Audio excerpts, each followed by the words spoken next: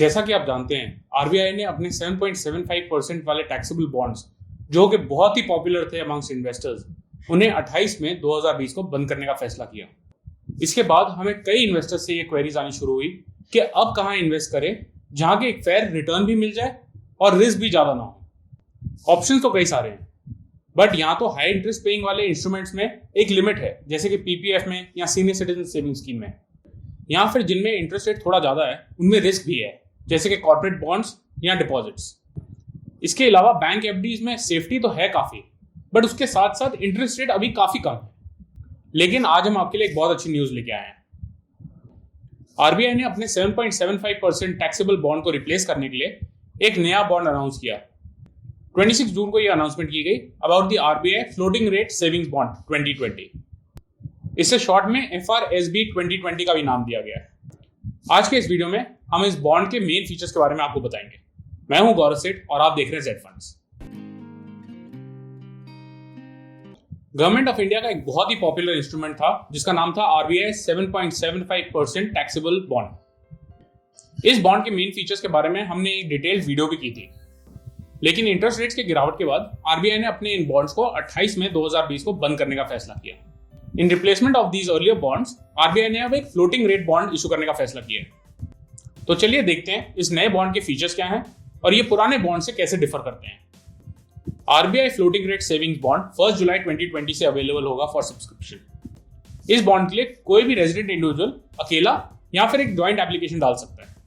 इसके अलावा ये बॉन्ड्स एक माइनर के नाम पर भी लिए जा सकते हैं बाय देयर पेरेंट्स या लीगल गार्डियंस। इसके साथ साथ एचयूएफ या हिंदू अनडिवाइडेड फैमिली भी इस बॉन्ड के लिए सब्सक्राइब कर सकती है। ध्यान रहे, NRIs are not permitted to apply for this bond. RBI floating rate bonds का मिनिमम एप्लीकेशन अमाउंट 1000 रुपए का है। इसके ऊपर आप 1000 रुपए के मल्टीपल्स में जितना चाहें उतना अप्लाई कर सकते हैं। इन बॉन्ड्स में एप्लीकेशन की कोई अपर लिमिट यानी मैक्सिमम लिमिट नहीं है। Just like the fix 7.7% taxable bond, इस बॉन्ड की भी टेन्योर 7 साल की ही है। हाउएवर, कुछ सर्टेन केसेस में इस बॉन्ड में एक प्री मैच्योर विड्रॉल अलाउड है। ये केसेस हैं, अगर इन्वेस्टर की उम्र 60 से 70 साल की हो तो लॉक इन पीरियड 6 साल का है। अगर इन्वेस्टर की उम्र 70 से 80 साल की हो तो लॉक इन पीरियड 5 साल का है, और 80 साल के ऊपर के उम्र वाले इन्वेस्टर्स के लिए टेन्योर सिर्फ 4 साल का है। हाउएवर, इस प्री मैच्योर विड्रॉल पर एक पेनल्टी है। This penalty is equal to 50% of the last interest payable. अब आते हैं इस बॉन्ड के सबसे इंटरेस्टिंग और डिफरेंट फीचर पर। This is the interest rate payable on this bond. जो पहले वाला बॉन्ड था उस पर तो एक फिक्स्ड रेट 7.75% का इंटरेस्ट पेएबल था। ये इंटरेस्ट इन्वेस्टर या तो हाफ ईयरली बेसिस पर ले सकते थे या फिर as an option cumulatively maturity पर ले सकते थे। हाउएवर, इस नए आरबीआई फ्लोटिंग रेट बॉन्ड पर ये इंटरेस्ट रेट फिक्स्ड नहीं है। ये इंटरेस्ट रेट हर 6 मंथ्स में बदलेगा। आरबीआई फ्लोटिंग रेट बॉन्ड का जो इंटरेस्ट रेट है that is dependent on the national saving certificate interest rate. इस बॉन्ड का इंटरेस्ट रेट एनएससी के इंटरेस्ट रेट से 0.35% ज्यादा रखा जाएगा at all times. The interest rates will be announced on a half yearly basis on 1 January and 1 July every year. For the half year starting on 1 जुलाई 2020, इस floating rate bond का interest rate 7.15% पर रखा गया है, which is 0.35% above the NSE interest rate of 6.80%. अगला question यह आता है कि इंटरेस्ट इस पर कब मिलेगा। इस बॉन्ड में अपने प्रीडिसेसर की तरह एक क्यूमुलेटिव इंटरेस्ट पेमेंट का ऑप्शन नहीं है।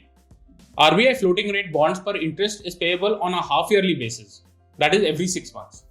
जो इंटरेस्ट पे आउट है, जो हाफ ईयर 30 जून को खत्म होता है, उसका पेमेंट 1 जुलाई को होगा, और जो 31 दिसंबर को हाफ खत्म होता है उसका पेमेंट 1 जनवरी को होगा। अब चलते हैं इस बॉन्ड के टैक्सेशन फीचर पर। अनफॉर्चुनेटली इस बॉन्ड का एक नेगेटिव फीचर इसके टैक्स इंप्लीकेशंस में आता है। जो इन्वेस्टमेंट आप इन बॉन्ड्स में करते हैं उस पर कोई भी डिडक्शन अंडर सेक्शन 80C नहीं मिलता। इसके साथ साथ जो आप इनकम कमाते हैं in the form of interest, that is taxable at the income tax slab rate of the individual.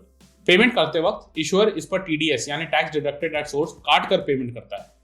ये तो थे इस बॉन्ड के मेन फीचर्स।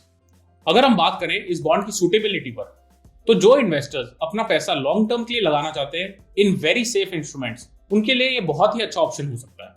क्योंकि अभी इंटरेस्ट रेट्स लो है, एफडी जैसे फिक्स रेट इंस्ट्रूमेंट्स अभी अट्रैक्टिव नहीं लगते। टू ऐड टू दैट, अगर इन्फ्लेशन रेट कुछ महीनों में या सालों में बढ़ जाता है तो एक फिक्स्ड इनकम इंस्ट्रूमेंट में जो एक रियल रिटर्न होता है वो नेगेटिव होने के भी चांसेस हो जाते हैं। लेकिन अगर स्पेसिफिकली इस बॉन्ड की बात करें तो अगर इंटरेस्ट रेट्स ओवरऑल इकोनॉमी में बढ़ते हैं तो इस बॉन्ड के भी इंटरेस्ट रेट्स बढ़ेंगे। इन बॉन्ड्स में इन्वेस्ट करते वक्त एक बात का ध्यान रखना बहुत ही जरूरी है। ये बॉन्ड बहुत ही इलिक्विड है, 7 सालों तक आप इन बॉन्ड्स को बेच नहीं सकते। सो प्लीज ओनली इन्वेस्ट दो सरप्लस फंड्स जो आप जानते हैं आपको 7 सालों तक जरूरत नहीं पड़ेगी। चलिए अब कुछ फ्रीक्वेंटली पूछे जाने क्वेश्चंस पर नजर डालते हैं। नंबर 1, क्या इस बॉन्ड में नॉमिनेशन फैसिलिटी अवेलेबल है? यस, आप इस बॉन्ड में या तो एक इंडिविजुअल को नॉमिनेट कर सकते हैं या फिर ज्वाइंटली एक से ज्यादा इंडिविजुअल्स को नॉमिनेट कर सकते हैं। नंबर 2, क्या ये बॉन्ड्स में किसी फैमिली मेंबर या फ्रेंड को ट्रांसफर कर सकता हूं? जी नहीं, you are not allowed to transfer these bonds to any person. सिर्फ in case of death of the bond holder ये बॉन्ड्स नॉमिनेटेड पर्सन को एलोकेट हो जाएंगे। Number 3, RBI floating rate savings bonds के लिए कैसे अप्लाई कर सकते हैं? इन बॉन्ड्स के लिए आप किसी भी पब्लिक सेक्टर बैंक में अप्लाई कर सकते हैं। इसके अलावा 4 प्राइवेट सेक्टर बैंक भी ऑथराइज किए गए हैं to sell these bonds. Number 4, क्या मैं इन बॉन्ड्स में इन्वेस्टमेंट के अगेंस्ट लोन ले सकता हूं? The answer to this question is no. आप इन बॉन्ड्स के अगेंस्ट किसी भी बैंक या एनबीएफसी से लोन नहीं ले सकते। ये तो थे RBI floating rate savings bond 2020 के मेन फीचर्स। आई होप आपको ये वीडियो इन्फॉर्मेटिव लगी। अगर आप इन बॉन्ड्स के बारे में और कोई भी डिटेल चाहते हो या फिर जानना चाहते हो कि इन बॉन्ड्स के लिए अप्लाई कैसे करें, तो नीचे दिए गए कमेंट सेक्शन में या हमारे वेबसाइट zfunds.in पर लिखें। Do not forget to subscribe to our channel for many more such videos. Thank you for watching Z Funds.